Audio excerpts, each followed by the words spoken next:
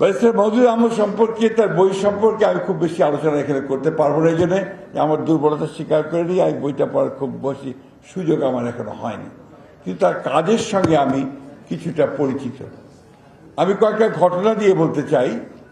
আমার মনে আছে যে 2012 সালে যখন আমরা প্রথম জেলে গেলাম একসাথে, barrister Moudud Ahmed, doctor Mosharraf Hossain, Hannan Shah, colonel অলি আহমেদ সহ সবাই, পার্থ, সবাই মিলে প্রায় 17 জন আমরা একসাথে, আমাদের ব্যারিস্টার খোকন বলছে যে আমিও আছি, এমনই ছিলেন, আমি ভুলে গেছি। তো এরকম প্রায় 17 জন আমরা একসাথে জেলে গেলাম। জেল তখন আপনার হচ্ছে পুরনো নাজিমউদ্দিন রোড, সেই রোড জেলে ঢোকার সঙ্গে সঙ্গেই আমাদের যে এন্ট্রি হয়, এন্ট্রি হওয়ার পরেই আমি দেখলাম যে ব্যারিস্টার মওদুদ খুব দ্রুত গতিতে উনি ডিভিশন, যেটা আপনার সেল 10টা রুম থাকে, সেই দিকে দ্রুতই উঠছেন। আমি ঠিক বুঝতে পারি that was the first time in আপনার এই সেন্ট্রাল জেলে।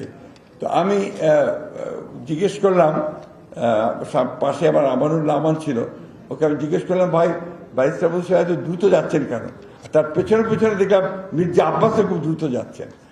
তা আমাকে তখন আমার বলতে, আপনি জানেন না, ওখানে একটা রুম আছে, সে রুম নম্বর 1, এখানে গিয়ে ব্যারিস্টার মওদুদ সাহেব ঢুকে পড়বেন এবং ওখানে আব্বাস সাহেবও যেতে চান, ভিন্ন ভিন্ন কারণে অবশ্য।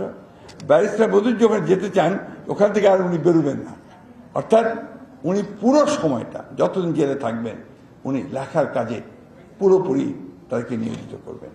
এটা আমি দেখেছি পরবর্তীকালে, যে কদিন ছিলাম, প্রায় 10-12 দিন ছিলাম ওই জেলে, আমি দেখেছি উনি খুব সকালে ঘুম থেকে উঠতেন, খুব ভোরে, আর্লি ইন দ্য মর্নিং, প্রায় ফজরের নামাজের সময় উঠতেন, উঠেই তারপরে তিনি লিখতে বসে যেতেন। এবং ওই সময়টা পুরো আপনার বাইরে থেকে ভাবি যেগুলো পৌঁছে দিতেন, মনে হয় অনেক কাগজপত্র, আপনার বিভিন্ন ডকুমেন্টস, বই পৌঁছে দেওয়া হতো। উনি সারাদিনই লিখতেন এবং শুধুমাত্র খাবার সময় একটু বেরিয়ে আসতে একসাথে সবাই খেতাম, এটা আমি তার দেখেছি। তখন দেখি যে কি নিষ্ঠার সঙ্গে এবং কি আন্তরিকতার সঙ্গে তিনি এই ইতিহাস চর্চার কাজটা করতেন। এবং এই জায়গায় আমার একটা কথা মনে হয় যে রাজনীতিবিদ মওদুদের কিছুটা সমালোচনা থাকতে পারে, বিতর্ক থাকতে পারে, কিন্তু আমার মনে হয় ইতিহাস লেখার ক্ষেত্রে তার কোনো সমালোচনা খুব বেশি করার সুযোগ আছে বলে আমার কাছে মনে হয় না। ব্যারিস্টার মওদুদ আহমেদের শেষ সময়ে, এটা কাকতালীয় ব্যাপার হতে পারে, তিনি যখন সিঙ্গাপুরের মাউন্ট এলিজাবেথ হাসপাতালে, তখন সিঙ্গাপুরে কোভিডের সময় আরেকটি হাসপাতালে অবস্থান করছিলাম।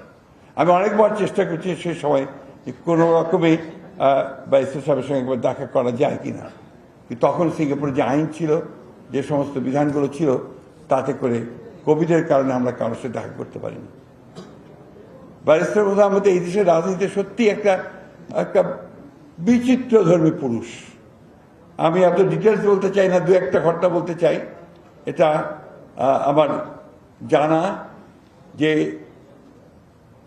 স্বাধীনতার পরে এখানে কিন্তু শেখ মুজিবুর রহমানের সময় একইভাবে একটা দুঃশাসন চলেছে, একটা একদলীয় শাসন ব্যবস্থা তৈরি করার আগের যে ঘটনাগুলো চলেছে, রক্ষী বাহিনী তৈরি করা হয়েছে, মানুষকে নির্যাতন করা হয়েছে, নিপীড়ন করা হয়েছে।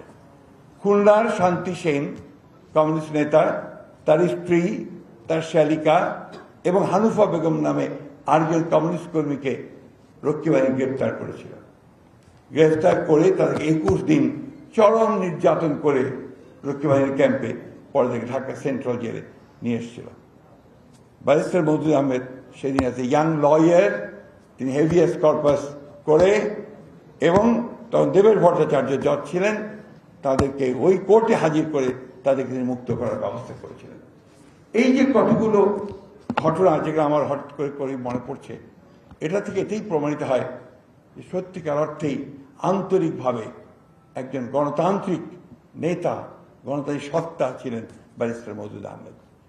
এই বইয়ের মধ্যে নিঃসন্দেহে এবং তার অন্যান্য লেখার মধ্যেও আমরা এই জিনিসটাই খুঁজে পাবো যে ব্যারিস্টার মওদুদ আহমেদ একটা আপাদমস্তক গণতান্ত্রিক রাজনৈতিক নেতা ছিলেন। বিভিন্ন কারণে বিভিন্ন সময় তিনি বিভিন্ন জায়গায় অবস্থান নিয়েছেন, কিন্তু তার মধ্যে যদি আমরা খুঁজে দেখি, আমরা দেখব গণতন্ত্রের ফিরে আসবার উপায়টা বের করতে তিনি সেখানে গিয়েছেন, এবং এটাই আমি মনে করি যে তাকে বোধহয় মূল্যায়ন করা সবচেয়ে ভালো পথ হবে। আমি বক্তব্য বাড়াবো না, এই জন্যে আমি আগে বলছিলাম ক্ষমা চেয়েছি। এখানে শুনতে পারতাম আজকে সকলের কথা, আমি নিজে উপকৃত হতাম। এই মুহূর্তে ব্যারিস্টার বন্ধুকে আমাদের খুব বেশি দরকার ছিল, কারণ আমরা একটা অস্থিরতার মধ্যে বাস করছি। এই অস্থিরতা থেকে যে মানুষগুলো আমাদেরকে পথ দেখাতে পারতেন, দিশা দেখাতে পারতেন, তাদের মধ্যে ব্যারিস্টার মওদুদ ছিলেন অন্যতম, নিঃসন্দেহে। আমার দুঃখ হয় যে তিনি এই ফ্যাসিস্ট হাসিনার পতনটা দেখে যেতে পারেননি, যেটা তিনি আন্তরিকভাবেই দেখতে চেয়েছিলেন। আমি আশা করি এই বইটি আমাদেরকে ভালোভাবে পড়ার সুযোগ আমরা পাব, আমাদের পরবর্তী প্রজন্ম পাবে। বিশেষ করে আজকে যে সমস্ত আমাদের তরুণরা, যুবকেরা যারা আজকে এই অসাধারণ একটা সাফল্য নিয়ে এসেছে, আমাদেরকে ফ্যাসিস্টদের হাত থেকে মুক্ত করেছে, তাদের জন্য এই বইগুলো পড়া বোধহয় খুব বেশি প্রয়োজনীয় বলে আমি মনে করছি।